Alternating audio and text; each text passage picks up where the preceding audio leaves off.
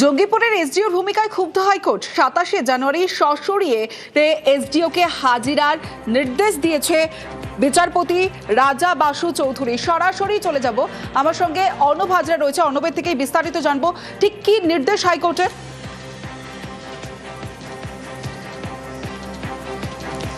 দেখো, একটা unique case বলা যেতে পারে জঙ্গিপুর পুরসভার এই ঘটনা।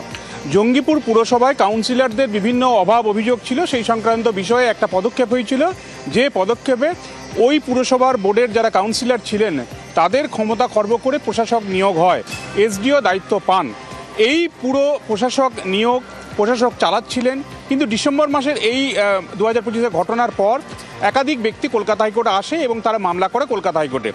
21শে জানুয়ারি বিচারপতি রাজা বাসু চৌধুরী সপক্ষের বক্তব্য শোনার পর তিনি জানান, যেভাবে জঙ্গিপুর পুরসভার কাউন্সিলররা বোর্ড ফাংশনিং করছে তাতে কোনো ত্রুটি নেই, কাজেই কাউন্সিলরদের ক্ষমতা ফিরিয়ে দিচ্ছে কলকাতা হাইকোর্ট, এবং প্রশাসক হিসেবে যে কাজ বা দায়িত্ব সামলাচ্ছিলেন এসডিও, তাকে সেই কাজ আর করা প্রয়োজন নেই, কারণ কাউন্সিলররা যদি এই বোর্ড সামলায়।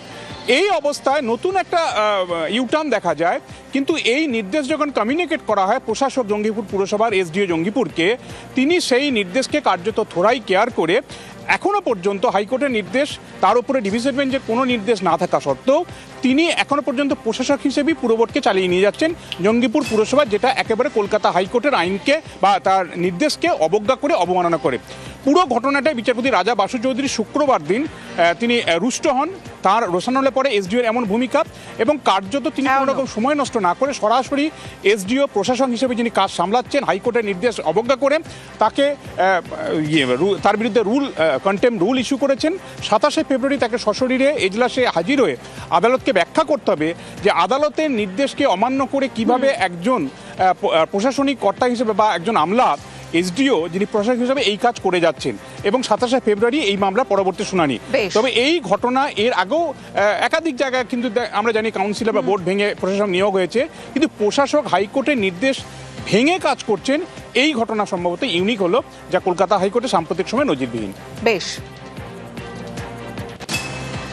21শে জানুয়ারি 2026 জাস্টিস রাজা বাসু চৌধুরী যে অর্ডার দিয়েছিলেন যে প্রশাসক যে অ্যাপয়েন্ট করা হয়েছে সেটা ভুল, এবং যে বোর্ড অফ কাউন্সিলর তাদেরকেই ক্ষমতা ফিরিয়ে দেওয়া হয়, কিন্তু এই অর্ডারের পরেও প্রশাসক যিনি এসডিও উনি ক্ষমতা হস্তান্তর করেন কোর্টের অর্ডারকে অমান্য করে। সেই নিরিখে আমরা একটি কন্টেম্পট ফাইল করি, বিচারপতি সেই এসডিওর বিরুদ্ধে কন্টেম্পট রুল জারি করেছে এবং ওনাকে আগামী 27শে ফেব্রুয়ারি পার্সোনালি কোর্টে হাজির থাকতে হবে, কোর্টকে স্যাটিসফাই করতে হবে যে কেন ওনার বিরুদ্ধে আইনানুগ ব্যবস্থা নেওয়া হবে না বা ওনাকে কেন জেলে পাঠানো হবে না ইচ্ছাকৃত হাইকোর্টের অর্ডারকে অমান্য করার জন্য।